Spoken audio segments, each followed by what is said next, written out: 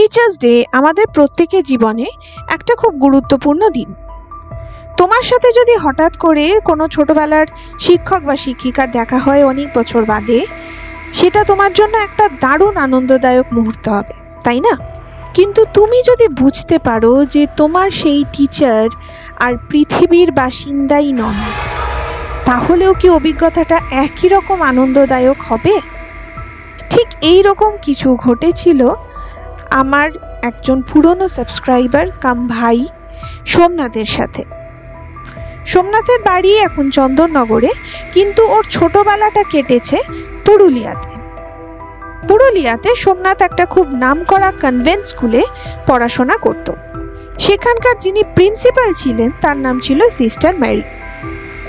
Sister Mary ছিলেন সোমনাথের জীবনের একজন ভীষণ প্রিয় মানুষ, আর সোমনাথ ছিল সিস্টার মেরির কাছে নিজের সন্তানের থেকেও বোধহয় একটু বেশি আদরের। শুধু তাই নয়, সোমনাথের বাড়ির কালী পুজোতে সিস্টার মেরি আসতেন, প্রসাদ খেতেন, নিজের সন্তানের মতোই সোমনাথকে প্রাণ ভরে আশীর্বাদ করতেন। সোমনাথ আমাকে বলেছে যে ওদের স্কুলের সামনে একটা বড় রাস্তা ছিল। রোজ ছুটির সময় সিস্টার মেরি সোমনাথের হাতটা নিজের হাতের মধ্যে খুব স্নেহ আর যত্ন সহকারে ধরে তাকে রাস্তা পার করিয়ে দিতেন। এরপর সিস্টার মেরি ট্রান্সফার হয়ে চলে আসে কলকাতাতে। সোমনাথ তখন অনেকটাই ছোট ছিল, তাই মনে মনে খুব কষ্ট পেলেও পড়াশোনার চাপের মধ্যে দিয়ে আস্তে আস্তে সে বড় হতে থাকে, আর একটা সময় এইসব স্মৃতিগুলো হালকা হয়ে আসে। সোমনাথ বড় হয়, এরপর ইঞ্জিনিয়ারিংয়ে চান্স পায়। যেই সময়ের ঘটনা আমি তোমাদের বলছি সেই সময়টা ছিল সেপ্টেম্বর মাস, দুদিন পরেই বিশ্বকর্মা পুজো। সোমনাথ সেই সময় চন্দননগরের ফ্ল্যাটে একাই ছিল। রাত তখন বোধহয় প্রায় 3টের কাছাকাছি। সোমনাথের ঘুমটা ভেঙে গেল। একরকম আধো জাগা অবস্থাতেই সোমনাথ ডিম লাইটের হালকা আলোয় খেয়াল করলো যে তার ঘরে তার পায়ের সামনে কে যেন দাঁড়িয়ে আছে। মুখটা ঠিক পরিষ্কার করে দেখা যাচ্ছে না, কিন্তু পরনের বেশ থেকে এত বছর পরেও সোমনাথের একটুও চিনতে অসুবিধা হলো না।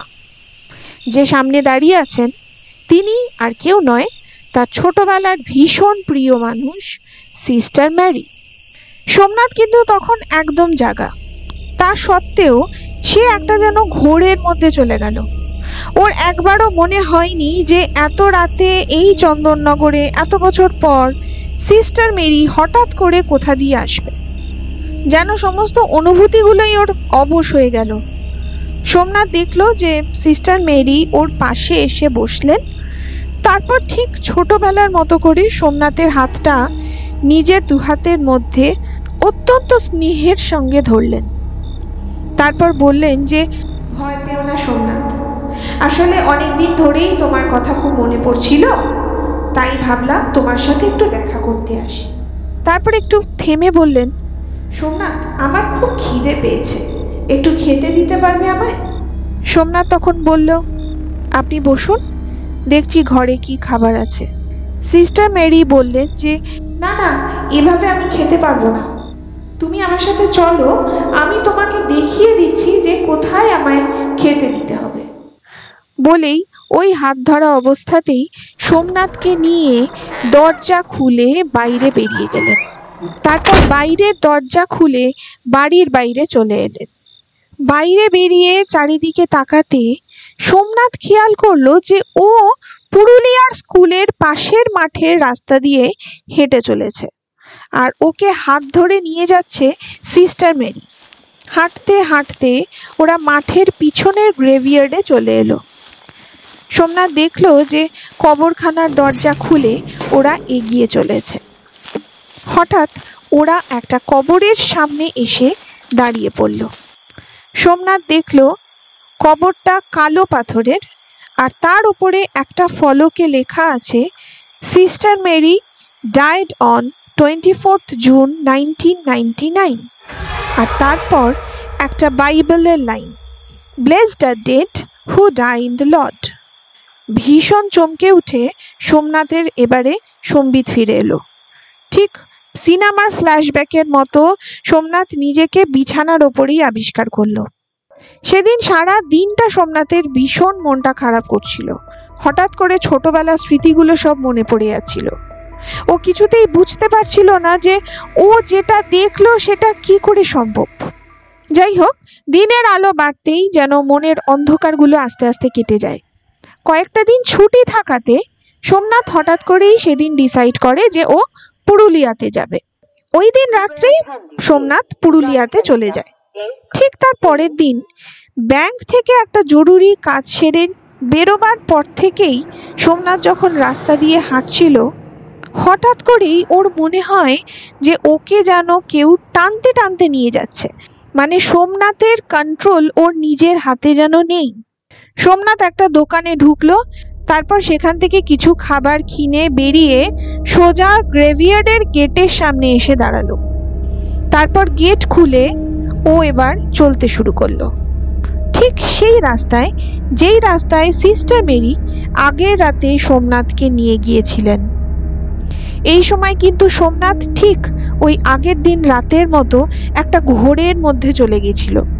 এই ঘোরে থাকা অবস্থাতেই সোমনাথ এসে দাঁড়ালো একটা টুমস্টোনের সামনে, কালো পাথরের টুমস্টোন।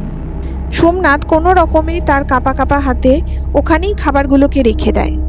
মাথাটা ঠিক তুলতে যাবে, তখনই ওর চোখে পড়ল সেই টুমস্টোনে লাগানো ফলকের দিকে।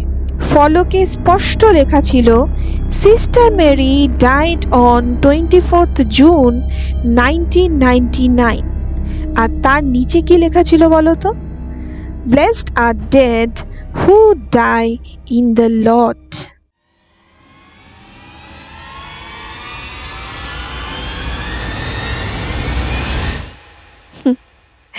সোমনাথের মাথাটা ঘুরে গেল।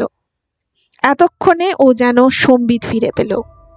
সোমনাথ এতক্ষণ বুঝতে পারল যে কালকের পর থেকে আজ এই মুহূর্ত পর্যন্ত ঠিক যা যা হয়েছে পুরো ব্যাপারটাই তার কন্ট্রোলের বাইরে, কোনো একটা অজানা শক্তি দিয়ে চালিত। সোমনাথ ছুটে বেরিয়ে আসে কবরখানা থেকে।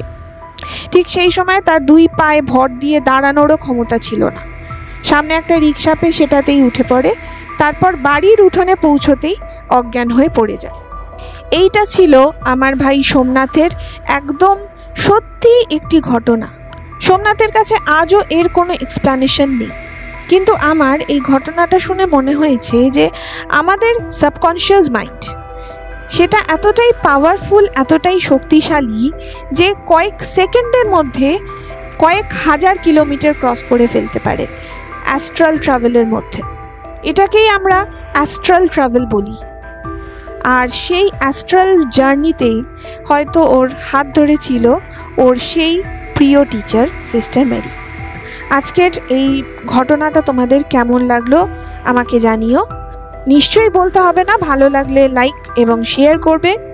চটপট সাবস্ক্রাইব বাটনটা ক্লিক করে দাও আর বেল নোটিফিকেশনটা অন করো সব নোটিফিকেশন পাওয়ার জন্য। আজকের মতো গুড নাইট।